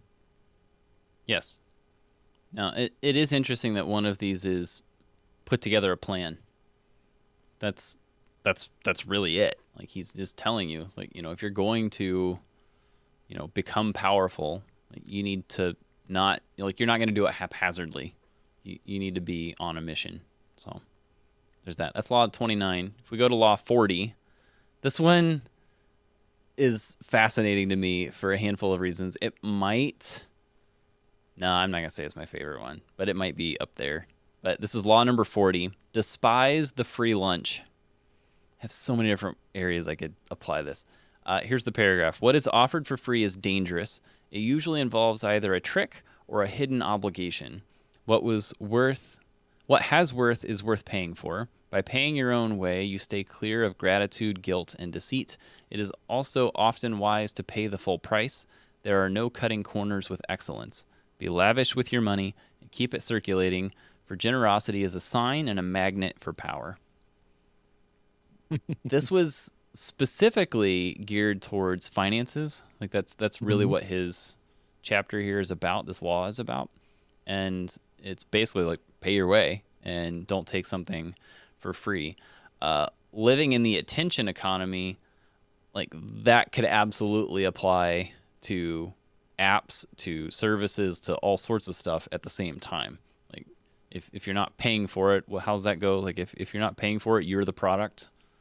Like, Yeah. that's kind of how that goes. So I immediately took it that direction. Now, obviously, that's Joe being privacy centered on this stuff. So that's where that comes from. But this is absolutely true, I guess, in a lot of cases. Whenever you see something that's for free, there's either someone, like, if someone wants to buy you lunch, it's not necessarily a power move. It's possible they want information, which may just be learning about you and just trying to build a relationship with you. The question would then be, why do they want to do that? It's one thing this book taught me, is being skeptical is kind of his playbook here, is like, assume everybody's trying to get you. That's kind of the Yeah. underlying theme here. But being the skeptic whenever you see something free is his point in this particular law. It's kind of depressing, actually. By the time you get to the end, you're like, okay, can we move on? I'd like to have some hope in humanity again. Yes, exactly. Yeah, one of the points he makes in this chapter, which I think was pretty profound, is that money is psychologically charged. So that explains a lot of people's view, I think, on that money is evil. Yeah. They'll even misquote that Bible verse. No, it's not money that's evil. It's the love of money that is evil Yes. because it's replacing what you should be loving instead. It becomes an idol. But I think this is interesting. Despise the free lunch. One of the things that Rachel and I have documented from going through the book Life and Air, like Millionaire, but what does it look like if you have an abundance of life? It's really just ways to start. Like if money was no object, how would you live your life, right? And then you kind of work backwards from there. And are there elements of that that you can implement now? One of the things that we landed on was along the lines of the free lunch, right? And the generosity. We want to make people feel like $1 million, even if we don't have $1 million. That's the phrase we landed on. What does that look like? It means that when we meet somebody for coffee or lunch, most of the time, we're just going to offer to pay for it. Yeah. We're not doing that to manipulate somebody, although I do think because money is psychologically charged, uh, and you do so in that way, you will reap a harvest from that. There are a lot of times now where like people understand that that's our MO, and so when the bill comes, they'll snatch it before we even get a chance to be like, no, just one check, over here. Is that bad? Like, no, I wasn't trying to get that out of the person, but if they want to reciprocate, I'm okay with that. It reminds me of verse Proverbs 11:24 in the Message version says, "The world of the generous gets larger and larger." It's kind of interesting to me because like a lot of these laws map up with these biblical principles. They do. Yeah. If you can Like this interpret is them, not yes. this is not new. I've been saying this for a really long time, but Yep. Yep. Yeah, I think there's a couple different ways to take this, right? So, like what you're saying, despise the free lunch. Again, he's coming from a building power thought process. exactly, That's exactly. that's where he's coming from. You accept a free lunch, you owe somebody something, and that's bad, Correct. Correct. supposedly. Yep. In this construct of power and levels of power and who's at what level and who has power over whom, when you're in that structure, then you need to be wary of someone offering to buy your lunch, because the question is, are they trying to get power over you? Now, as you're saying, like generosity, when you're generous, your world expands. And some would say that that's absolutely what this law is getting at, because you're expanding your power because you've expanded your world. So that's absolutely playing into what he's calling on here. And yet, the way that he wrote this, it's like this is a negative, and that's not necessarily bad. Like taking a free lunch, like if you're on the receiving end of that generosity is what I'm referring to. If you're receiving that, it's kind of seen as that's a bad thing. So you don't want to do that. You want to flip the tables. But at the same time, like sometimes me being on the receiving side and doing that with honor to the person giving to me is exactly what I need to do to show respect to that other person, right?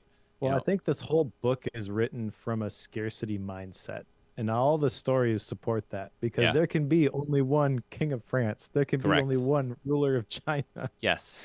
Yep. right? Yep. But the truth is that for anybody who is not the leader of a nation, success is not a zero-sum game. I don't have to, you don't have to lose in order for me to win. But I do think that based on the level that he's talking about these principles, that is a little bit different. Yep. Absolutely. I guess what I was going to say is that, if I'm accepting generosity from, say, one of my elders, it can be a sign of respect to that person if I'm accepting that free lunch, right? So I've had a couple people take me out to lunch. They've bought, and I know that accepting that is sometimes exactly what I need to do. There are times I offer to buy, but I weigh that depending on the situation, and I'm not going to be one that's trying to always do that just because I sometimes know that I don't want that persona. for some people it works really well. So in your case, it might work really well to do that. I just know that in my particular, with my personality, it doesn't fit to do it that way. So Sure. it's just the way it is. Okay, let's do law number 45. This is the last one I want to talk about that I wrote on the outline here. 45 out of 48. So 45, law 45, preach the need for change, but never reform too much at once. Here's the paragraph under this one. Everyone understands the need for change in the abstract, but on the day-to-day level, people are creatures of habit. Too much innovation is traumatic and will lead to revolt. If you are new to a position of power or an outsider trying to build a power base, make a show of respecting the old way of doing things. If change is necessary, make it feel like a gentle improvement on the past. Yes, yes, and yes. This is right in my world, and it's because like if I'm going to implement a new piece of software, like that can be a major amount of change for somebody, and knowing how much to change at one time is key. So if I'm going to change a whole bunch of things at one time, it usually is not going to go well. You have to choose like which ones are we going to change all at once. Like for example, I'm in the middle of rebuilding our church website, and whenever we're doing that, there are lots of ramifications and things that we could do to incorporate, which have like trickle effects down through other areas of the organization. And if we do too much of that, everybody gets lost, doesn't know where to go to find a calendar, doesn't know where to go to do, you name it. And we have too many things that are mixed up and too difficult to locate. So we can't change too many things at one time, but we can set up the structure to allow us to change it over a couple of years. So that's exactly what we're doing in that case. In this particular case, has nothing to do with power, has everything to do with helping people go along for the ride and not causing problems. So maybe that's a power move, but I'm just trying to create less work for myself in the process. So this is purely self-preservation in this particular case. Yeah, exactly. You mentioned the tech stuff, but I feel like New Year's resolutions falls into this too. Oh, no, it There's doesn't. a You can massive, change at least 6 things massive, at once and it's fine, Mike. let's make this tech related. It's like trying to change your life OS. Okay, yeah, sure. That'll work. That's a thing, I isn't it? Life OS. Isn't that an actual? probably, yeah, I don't know. I guess you could argue that that's kind of what I do with the daily notes in Obsidian. Ding, there goes Bell Blake. But the big takeaway here is I think you should not try to change a bunch of stuff at once, whether or not you're trying to get other people to move along with you, or you're just trying to make changes yourself. This is the principle.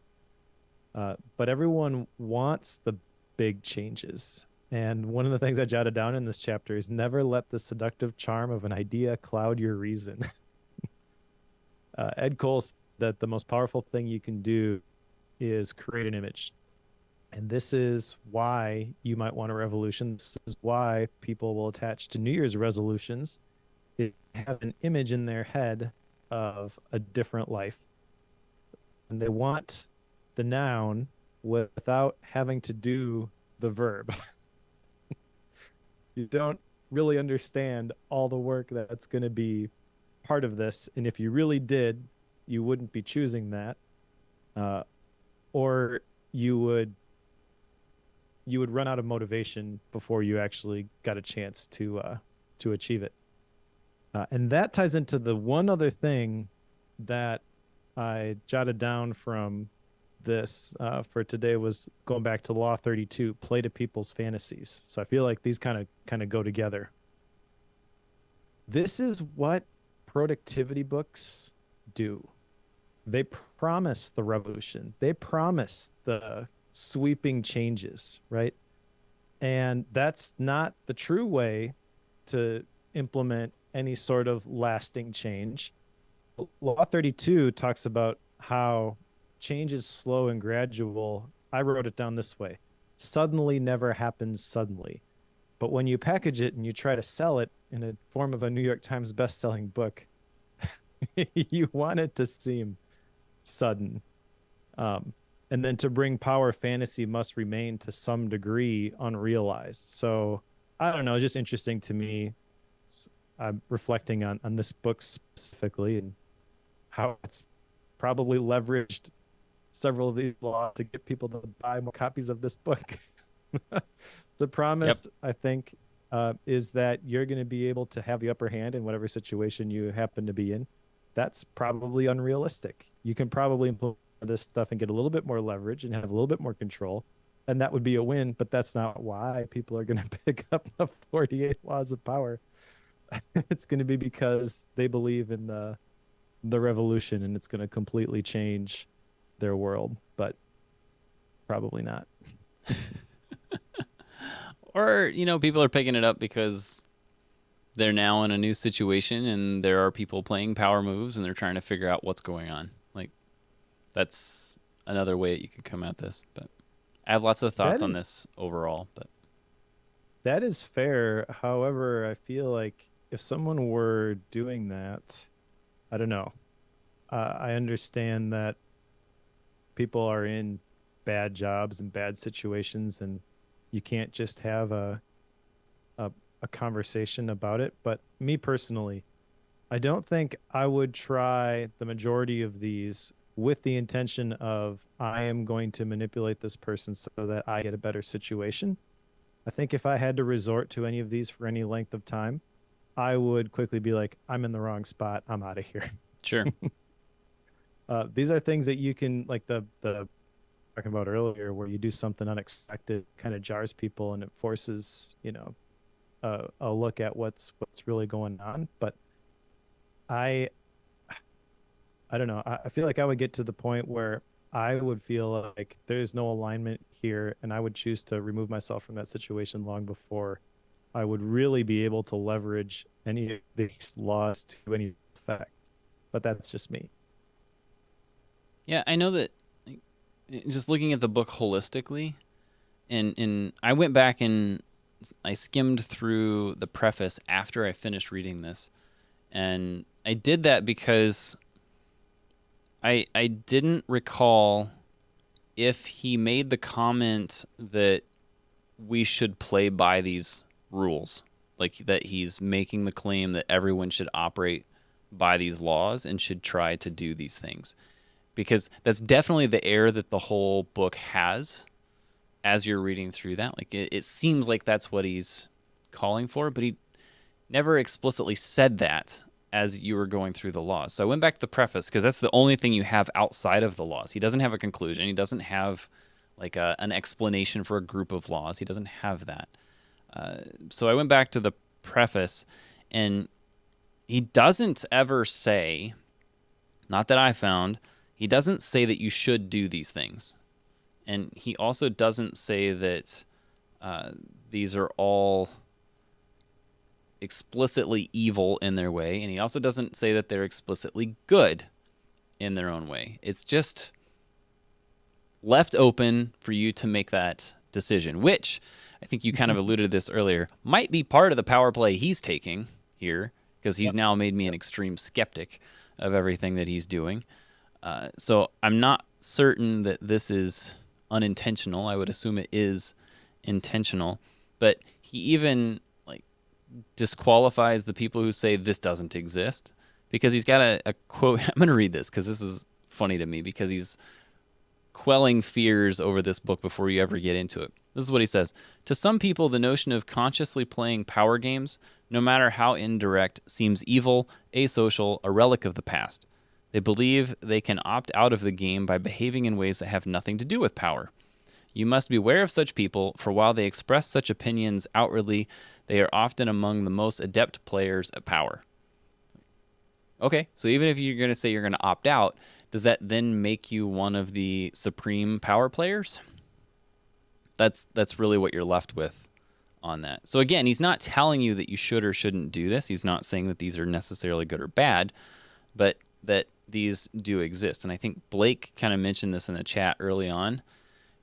It doesn't matter if you like these or don't like them. And like what we were saying, we may not like the way that they're expressed. Like the terminology behind them may not necessarily be the way that we would term it, but this is the way things work. Like a lot of people play by this playbook. If you think of all the political campaigns, the candidates are playing by these rules constantly. Like they're always doing these things. So that doesn't mean that they're right. Like doesn't mean that they're a good person, but that's what they're doing. So I don't really know where I'm landing on the I'm going to use this versus I'm not going to use this. This is why I'm kind of stalling on getting to action items. But Well, let me influence you maybe a okay. little bit here because, yeah, I agree. In isolation, it's hard to tell what does he really think about this stuff. How should you be using this stuff? However, look at the rest of the body of work. Yes. His blog is called Power, Seduction, and War. Yes. Yes. He's written the Art of Seduction, the 33 Strategies of War, and then a couple of books which actually sound kind of decent. The Laws of Human Nature and Mastery. However, I I don't want to read the other ones. Yes. Does that Yes. make me a non-willing participant in the game? Maybe, but I'm okay with that. Yep. Yes. That's the part here that is a bit dicey and maybe why this is such a divisive book. This is why some people absolutely love it. This is why some people think it's terrible. But at the end of the day, and I'm kind of transitioning into action items here, knowing that I get to go first on this. Like, I'm not real sure what to do with this because there's a lot here that, again, if I think back to working in a number of like consulting roles and being in different headquarters for different companies, these things happen a lot at the levels that I was participating in. And I sensed, like I could tell that certain things were happening and that power plays were happening, but I couldn't necessarily tell you what they were trying to do or why they were doing certain things that seemed so strange. And looking back on those situations and replaying some of the moments that I remember in meetings that left me completely flabbergasted that somebody would do something, it's like, oh, that's this law.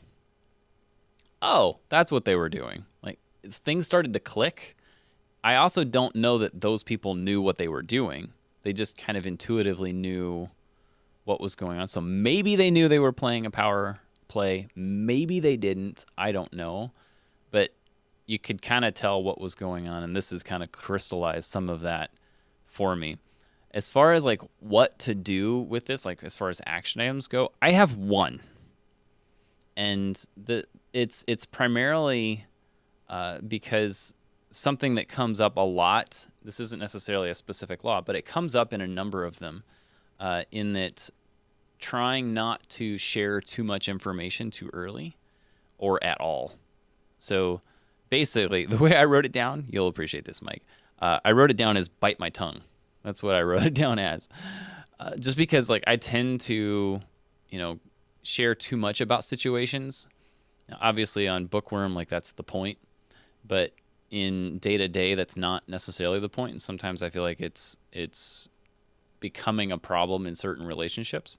So, bite my tongue. The unknown is better than the known negative in a lot of cases. So that's one thing that I've kind of collected from the bank of these laws. So again, I don't really know what else to do with that other than just be aware of it. I in a lot of cases, I don't want to use some of these laws. In other areas, like, oh yeah, I use that all the time. Like, interesting. So it's kind of eye-opening, but it's definitely got me looking at things like a skeptic. So I'm not sure the net outcome is positive here. So anyway, I just have the one action item. Did you come up with any out of this? You have one more action item than I do. Okay. See, I win. I have more points than Mike on the action items list. Yeah. We'll talk about the book in Style and Rating. I thought it was a fascinating read, but there's nothing from this that I wanted to implement a specific way. I think a lot of it is information that may or may not prove useful in the future. There's definitely some things that I wanted to talk to you about, which were cool, but not a traditional bookworm style action item to be found in here for me. Yeah, totally fair. All right, so for style and rating, I will say that his style here is pretty engaging, actually. Like I know that I said earlier that the stories were hard for me to keep square with each other, and I'll stand beside that because I did not connect a lot of dots between different stories. Maybe that's a factor of it's just being long and I got tired. Maybe it's a factor of the names didn't connect with me. Not sure what that was, but the format that he has for each of these laws, like observance and what was the other term he used? Like whenever you're rejection of that rejection wasn't the right one. There was observance and gosh, he used it all the time. Why can't I? He had the reversal at the end. Interpretation, keys to power. Of course, I'm going to pick a chapter that doesn't have one. I can't think of what the other term was. Basically, it's whenever you use it, the transgression. That's what it was. Whenever you use the wrong one. So if you observe the law, certain things happen. If you transgress the law, this happens. And then he'll do like the keys to power, the interpretations. Like I kind of like that flow. You're not wrong in saying that he's interpreting a story and then interpreting his interpretation of the story. You're not wrong in saying that. I just hadn't connected that that's what was going on until you said it. So I like that he has the same format for each of them because then it allows you to kind of compare law to law, knowing that you're not going to use all of them at once. So he's great at telling the stories. There were a lot of times I felt like I kind of want to skim this so I could be done with this book, but I really couldn't because every time I went to the next law, it's like, oh, this is a fascinating story. Like he's Yeah. done that so many times going through this. I'm fairly certain that Ryan Holiday was his research assistant. Can anybody confirm or deny that? I believe so, yeah. So I'm pretty sure there's a connection between those two, which makes perfect sense. There is a connection. They actually just did a webinar together, I believe. Okay. It makes sense. Blake says it's true. So it makes sense to me because if you look at like how Ryan Holiday puts together stories that you really don't know, this is absolutely what this is. I don't know that there were really any of these stories that I knew at all. There was maybe a couple that I knew about, but not in the level of detail that he shared. So maybe that means I'm not widely read. Don't know what that means. But that all said, as far as like the book itself, should you read it? What do we rate it as? It's one of these that I think long term, this is one that I'm going to be glad that I have read. I am not sure that this is one that I want to read again or come back to because it makes me feel kind of icky. It's a technical term for those of you out there. The trick with this one is that it's positioned in a way that comes across very negative, and in order to find the positive, which I tend to prefer, you have to do some interpretation. It's not always the case, but in most cases that seems to be what you need to do. So as a book, and as far as an encouragement, if you're going to read it, I don't find that that's the case because, like you were saying, when you finish reading it, it's like, okay, I'm glad I'm done with this, and there's not really any resolution to the negatives that I feel like I've worked through. At the same time, knowing about these different tactics and methods that people can use to climb the power wall, if you will, it tells me that there's a lot of stuff that happens, whether people realize they're doing it or not. I'm not sure, but you can become aware of these things being used against you. Now, what you do with that, I think, is up to you. But in my case, like, I'm probably going to let things lie in a lot of cases. Not always, but it would be good to be aware of these things. So I'm kind of glad that I've been through this now, just to understand that construct a little bit more. Helps me see some of my history in a different light, so I'm very grateful for that. As far as rating goes, it's weird. Like, this is kind of a weird book. I feel like we say that every time, though. It's far from a 5, in my opinion, but I also feel like it's got some value to it. So I'm going to put it at 4.0 because I feel like there's a lot of good that you can learn from this. But at the same time, like you got to come at this with a side eye, I think. And if you're well read prior to going into this, I think you'll be in good shape. If this is one of the first nonfiction books you pick up, you're probably getting slapped in the face with this one. So I feel like you got to have some background before you get into it. So 4.0, that's where I land, Mike. All right. Well, I will say I was pleasantly surprised with the stories. I don't think there was a single story in here that was a slog to read. They were all pretty fascinating. So, very, very good storyteller. However, the rest of the premise of the book made me uncomfortable. I am glad to have read it. I don't think this is one you have to read. I don't think I would necessarily recommend this one for the bookworm audience.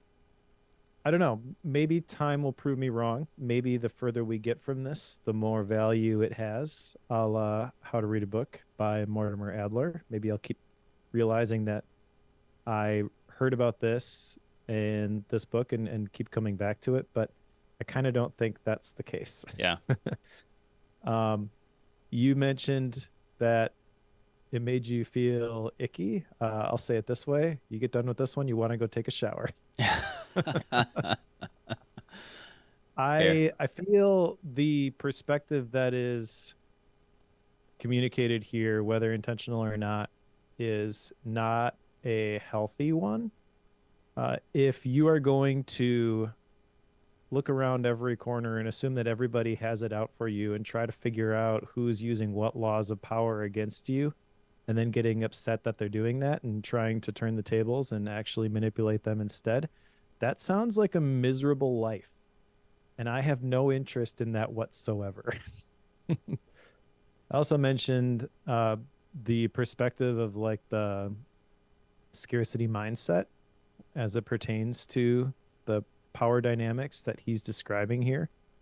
Maybe I'm not setting big enough goals. Maybe I don't aspire for enough greatness, but I don't really want to be the president of the United States or the king of France or anything like that. So I have a hard time believing that there's if I am to be successful, somebody else can't be, which is the prevailing thread throughout this entire book.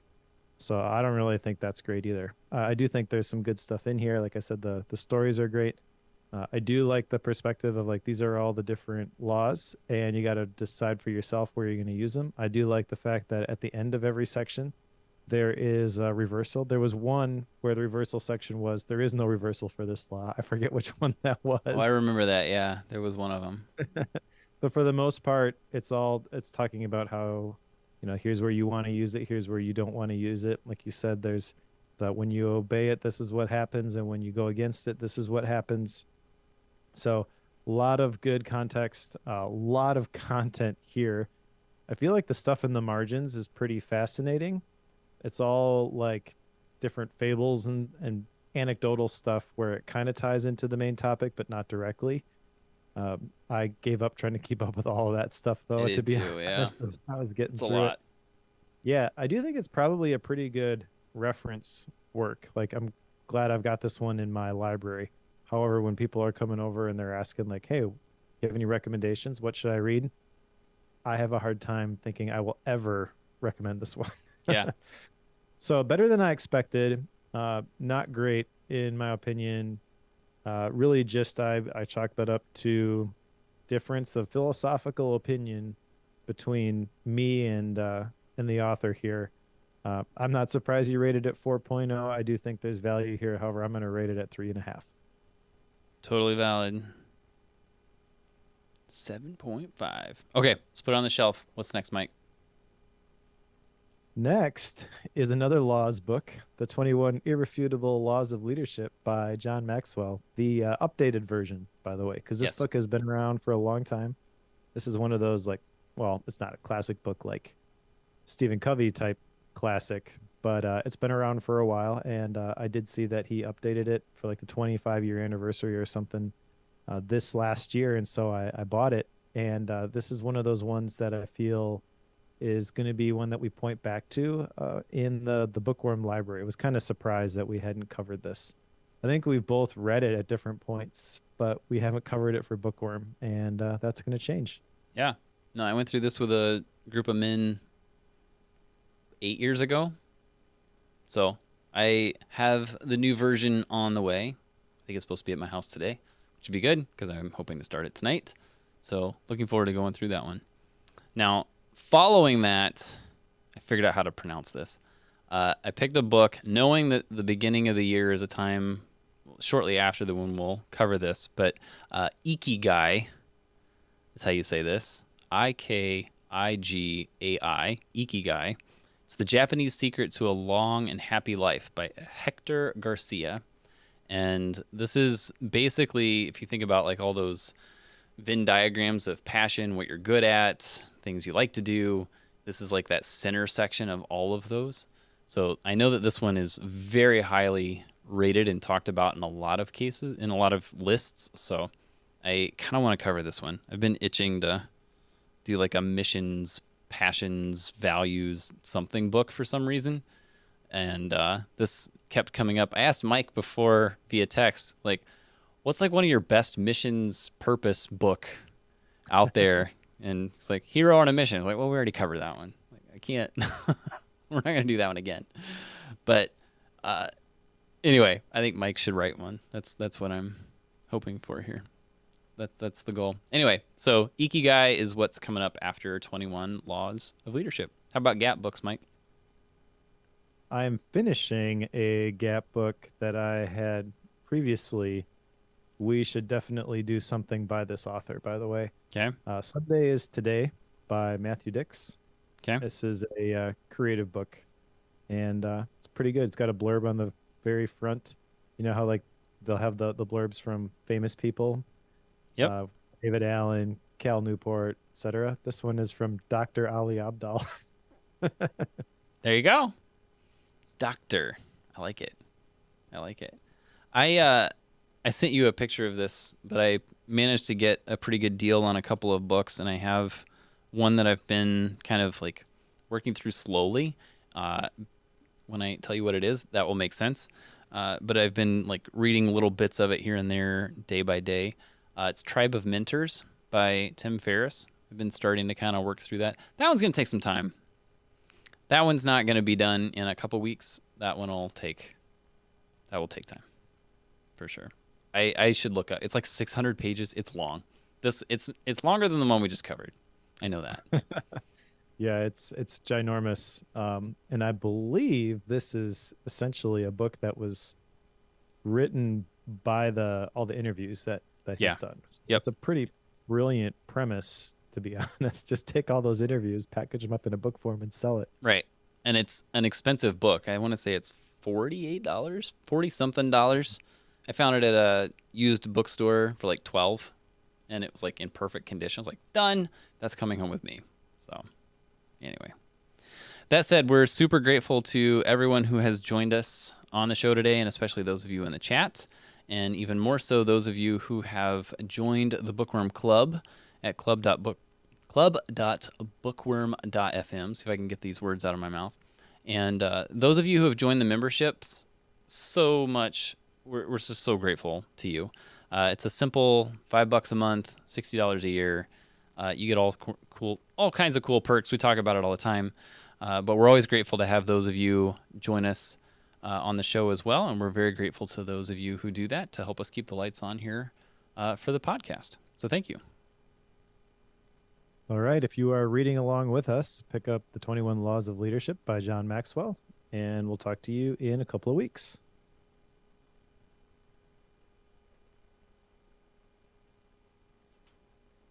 Cool. Boom.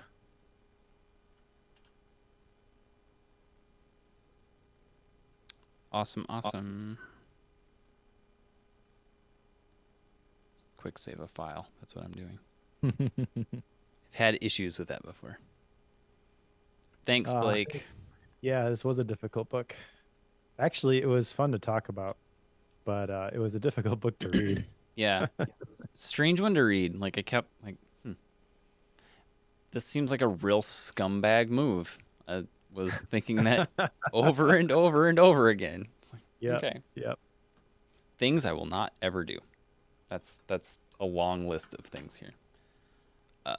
Let's Right. see. All right, I know we're kind of late today, so you want to pick a time for the next one? That would put us on the Yes. 29th. It would. I will be out that week. I could probably swing a recording from Door County if we needed to. However, how do you feel about the second? January 2nd. Yeah.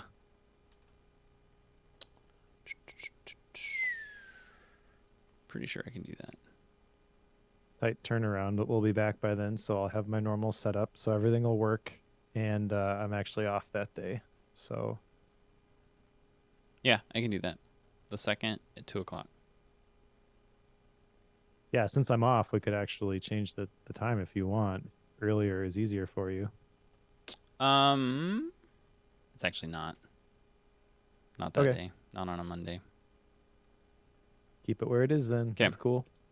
All right. January 2nd, 2 p.m. There you go, folks. We'll see you there. Cool, cool. Okie dokie. All right. Anything else before we go? Nah, thanks, world. Cool. Double salute. See you all next time. Bye all.